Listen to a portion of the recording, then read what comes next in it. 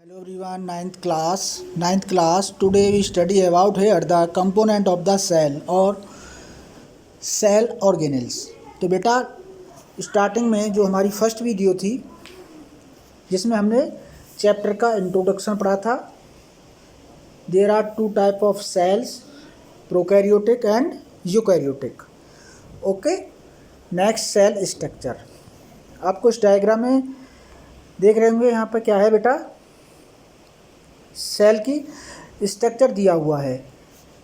Cell के जो basic 3 component होते हैं, प्लाज्मा मेम्ब्रेन या cell membrane, nucleus, cytoplasm.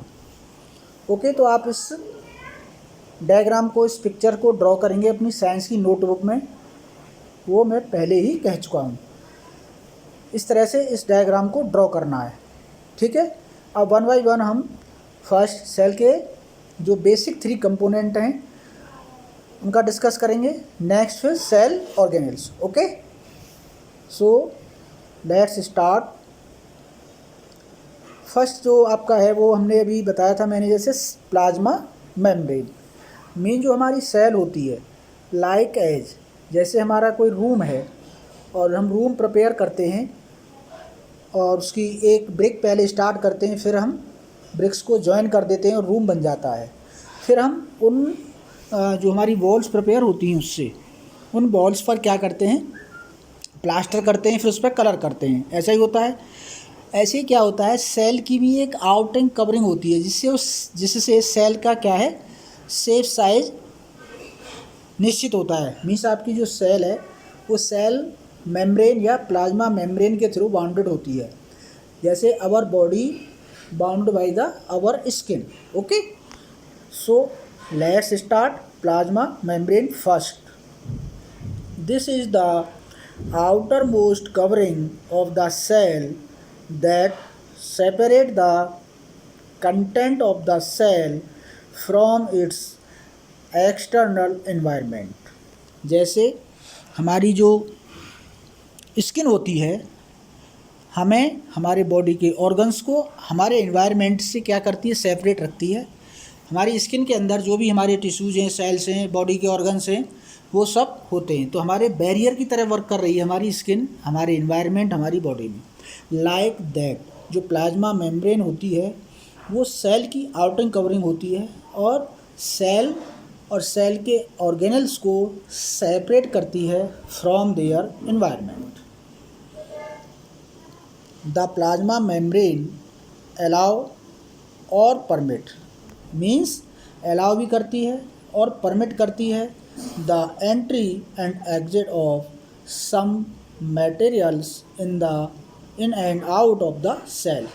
Suppose जो भी मटेरियल सेल के अंदर आना है उसकी एंट्री, उसकी परमिशन सेल मेम्ब्रेन देती है. मीन्स हमारी किसी बॉडी की सेल्स को यदि वाटर की, ऑक्सीजन की नीड है तो सेल उसको परमिट करेगी अंदर जाने के लिए. और सेल मेम्ब्रेन ही क्या करती है बेटा, जो भी हमारी सेल से जो मटेरियल्स ट्रांसपोर्ट होना है आउटर, बाहर की तरफ, तो उसको एग्जिट करने का काम भी हमारी सेल मेम्ब्रेन ही करती है, या प्लाज्मा मेम्ब्रेन, एक ही बात है. It also prevent movement of some other materials. Suppose अब ये तो नहीं जो उसको नीडेड मटेरियल हैं वही सेल के आसपास होंगे, प्लाज्मा मेम्ब्रेन के आसपास होंगे, अदर मटेरियल भी हो सकते हैं. तो जो अदर मटेरियल्स होते हैं जिनको नीड नहीं है हमारी सेल को, वो सेल के अंदर नहीं जा पाते हैं, उनके मूवमेंट को स्टॉप करती है. The cell membrane therefore is called a selective permeable membrane. इसीलिए इसे क्या कहते हैं, जो सेलेक्टिव मटेरियल्स ही हैं उन्हीं को अलाउ कर रही है और बॉडी और सेल से उन्हीं को एग्जिट कर रही है जो बाहर जाने हैं. तो इसीलिए इस प्लाज्मा मेम्ब्रेन को किस नाम से जाना जाता है बेटा, सेलेक्टिवली परमिएबल मेम्ब्रेन. मतलब चयनात्मक, जिनका सेल को चयन करना है, ऐसी एक झिल्ली जो सेल के चारों तरफ होती है. सेल को जिन मटेरियल्स की आवश्यकता होती है उनको ही अंदर जाने देती है और जिनको बाहर निकालना है, जो वेस्ट हैं सेल के अंदर, उन्हीं को बाहर करती है, एग्जिट करती है. इसीलिए प्लाज्मा मेम्ब्रेन को क्या कहा जाता है, selectively permeable membrane. Is that clear? मुझे लगता है आपकी समझ में अच्छी तरह आ गया होगा. Plasma membrane structure is describe using the fluid mosaic model. ये जो फ्लूइड मोजेक मॉडल है ये आपका मुझे लग रहा है हायर क्लासों में मिलेगा आपको पढ़ने के लिए। नेक्स्ट आपकी जो प्लाज्मा मेम्ब्रेन होती है वो होती कैसी है, इस तरह से उसका प्लाज्मा जो अभी पढ़ा है मोजेक मॉडल है इस तरह का होता है, आपको दिखाई दे रहा होगा यहाँ पर। Plasma membrane is flexible and is made up of organic molecules called lipids and proteins. Means जो हमारी प्लाज्मा मेम्ब्रेन होती है, जो आउटर कवरिंग होती है सेल की, वो 2 टाइप्स के हमारे कंपोनेंट से मिलकर बनी होती है। ऑर्गेनिक मॉलिक्यूल्स होते हैं लिपिड्स के और फैट के। फंक्शन क्या है इसका, regulate material entering and the exiting in the cell. Cell के अंदर कौन सा मटेरियल जाना है कौन सा अंदर आना है इसकी इसी के पास होती है। नेक्स्ट है आपका प्लाज्मा मेम्ब्रेन भी नेक्स्ट दिया हुआ है, क्या देखते हैं ये भी plasma membrane.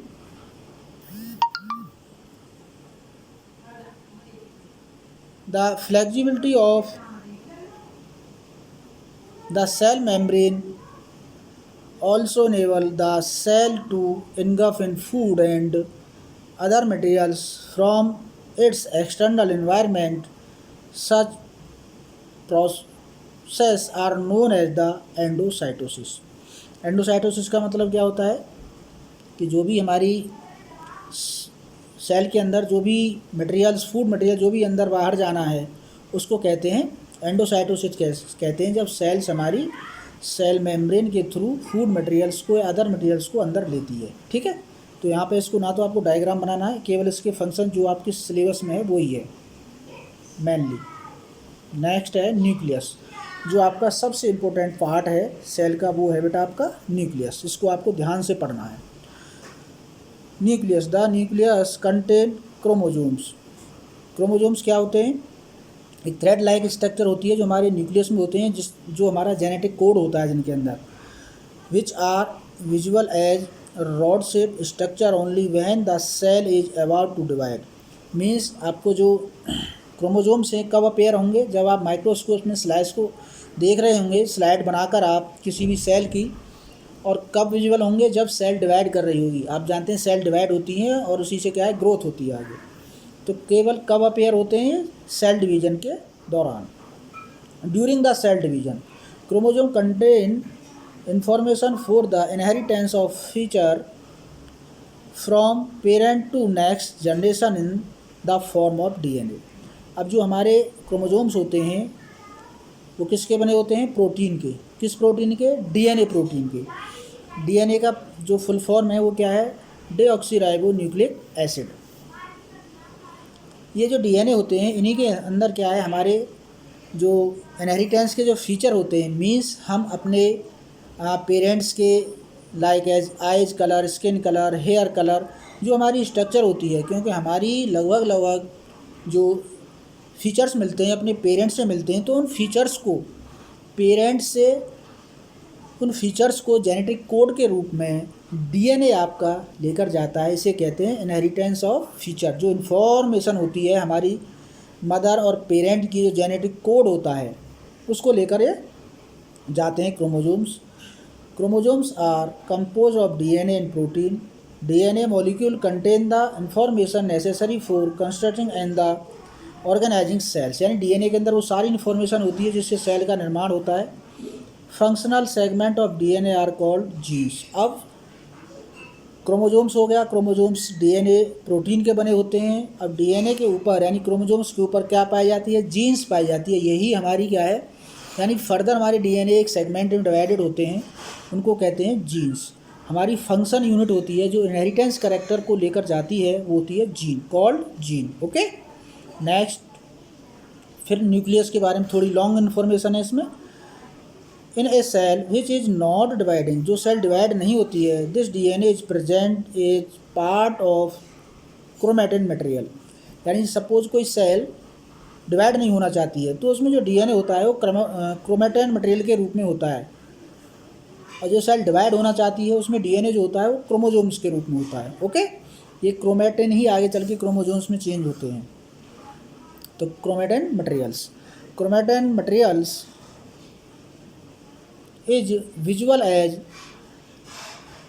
Entangled mass of the thread like structure. यानी जब सेल डिवाइड होती है तो यही क्रोमेटिन कैसे होते हैं, थ्रेड लाइक स्ट्रक्चर में हमें विजुअल होते हैं। whenever the cell is about to divide, the chromatin material gets organized into chromosomes। Okay, यानी आपका जो क्रोमेटिन है, क्रोमेटिन ही क्या होता है मटेरियल, वो जब सेल डिवाइड होती है, अनडिवाइडेड सेल में तो क्रोमेटिन के रूप में होता है, जब सेल डिवाइड होने लगती है तो यही क्रोमेटिन किस में चेंज हो जाते हैं, क्रोमोसोम्स में। न्यूक्लियाई क्या होता है, specialise part of certain chromosomes that carry multiple copy of the DNA use to the synthesise ribosomal RNA. ये केवल पढ़ना है, आपके सिलेबस में नहीं है, क्योंकि हम इसको 11th या 12th में पढ़ेंगे। नेक्स्ट है आपका न्यूक्लियस। न्यूक्लियस का फंक्शन क्या होता है, इस तरह का आपका न्यूक्लियस है, न्यूक्लियर एनवेलप होता है।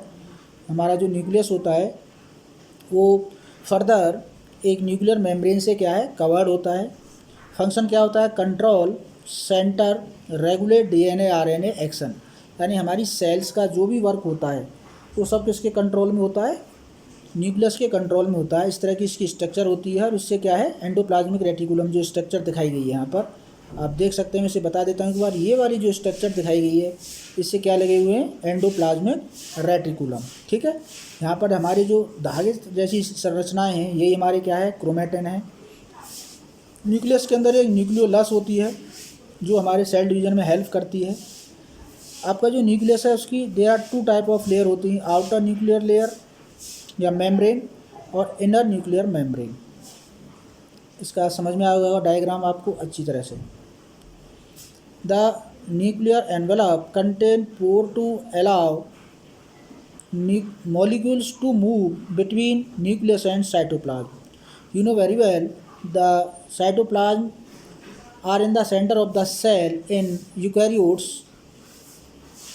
आपका जो ये न्यूक्लियर मेम्ब्रेन है, न्यूक्लियर एनवेलप है, दे आर 2 टाइप की इसमें मेम्ब्रेन है, अभी बताया गया है यहाँ पर, मैंने बताया है कि, और इसमें भी क्या होते हैं, पोर्स होते हैं। जैसे हमारी प्लाज्मा मेम्ब्रेन में पोर्स होते हैं, सेमी परमिएबल मेम्ब्रेन का वर्क करती है, ऐसे आपके न्यूक्लियर जो मेम्ब्रेन है उसमें भी क्या है, पोर्स होते हैं। जो जेनेटिक कोड कहाँ है हमारा, जेनेटिक कोड तो हमारी सेल के अंदर ही है, और जब सेल डिवाइड होगी तो साइटोप्लाज्म डिवाइड होता है साथ में। ठीक है, 1 सेल से जब 2 सेल्स बनेंगे तो जो क्रोमेटिन मटेरियल है, जो हमारी जेनेटिक कोड है, वो कहाँ पहुँचेगा, साइटोप्लाज्म में पहुँचेगा। ठीक है, तो इसमें क्या है, न्यूक्लियस के अंदर जो भी मटेरियल सेम उसी तरीके से वर्क है, इसका भी प्लाज्मा मेम्ब्रेन का प्लाज्मा मेम्ब्रेन की तरह ही वर्क है। न्यूक्लियर मेम्ब्रेन जो है न्यूक्लियर एनवेलप का, मींस न्यूक्लियर को जो भी मटेरियल चाहिए होते हैं साइटोप्लाज्म से, वो न्यूक्लियर मेम्ब्रेन के थ्रू साइटोप्लाज्म से कहाँ पहुँचते हैं, न्यूक्लियस के अंदर। ध्यान से समझना है, कोई चीज़ मिक्स नहीं करनी एक दूसरे में। ठीक है, न्यूक्लियर मेम्ब्रेन क्या होती है, न्यूक्लियर एनवेलप क्या होता है, एक ही बात है। न्यूक्लियर एनवेलप, इसमें 2 लेयर होती हैं, outer nuclear membrane, inner nuclear membrane. यहाँ पे लिखा हुआ आप देख सकते हैं। ये भी सेम ऐसे ही वर्क करती है जैसे हमारी प्लाज्मा मेम्ब्रेन वर्क करती है स्टूडेंट। साइटोप्लाज्म से जो मटेरियल्स सेल से कहाँ, न्यूक्लियस में जाने होते हैं, क्योंकि न्यूक्लियस से कुछ मटेरियल बाहर जाते हैं और उसमें कुछ अंदर आते हैं, तो एज ए वर्क करती हैं। ऐसे ही जैसे प्लाज्मा मेम्ब्रेन वर्क करती है, ऐसे हमारा न्यूक्लियर एनवेलप भी वर्क करता है। Clear. Chromosome are contain in the nucleus. अब मैंने दिखाया थ्रेड लाइक स्ट्रक्चर जो आपको दिखाई दे रही है, that is called chromosomes. Chromatin क्या होते हैं, क्रोमेटिन एक थ्रेड लाइक स्ट्रक्चर्स होती हैं जो प्रोटीन डीएनए के ही बने होते हैं, बट जब सेल डिवाइड नहीं कर रही होती है तो उसको क्रोमेटिन कहते हैं, लेकिन जब सेल डिवाइड कर रही होती है तो यही क्रोमेटिन जो होते हैं क्रोमोसोम्स में चेंज हो जाते हैं। ओके, ये आपके ये हो गए। नेक्स्ट हमारे यहाँ से स्टार्ट होते हैं सेल ऑर्गेनल्स। ठीक है, हमने स्टार्टिंग में जब सेल थ्योरी पढ़ी थी उसमें पढ़ा था डिफरेंट टाइप के हमारे जो सेल के ऑर्गेनल्स होते हैं। सपोज आपकी बॉडी है, सो आपकी बॉडी में different organ different system work करते हैं। ऐसे ही सेल के अंदर बेटा डिफरेंट टाइप के उसके ऑर्गन्स होते हैं जो प्रोटीन संश्लेषण में, डिफरेंट वर्क करने में, सेल को डिवाइड करने में, जेनेटिक मटेरियल को इधर उधर ट्रांसफ़र करने में हेल्प करते हैं। सेल के अंदर जो भी डिस्पोज होता है जो भी वेस्ट बनता है उसको डिस्पोज करने में भी हमारे cell organelle different different type का वर्क करते हैं। तो हम ये नेक्स्ट वीडियो में कवर करेंगे। Thank you.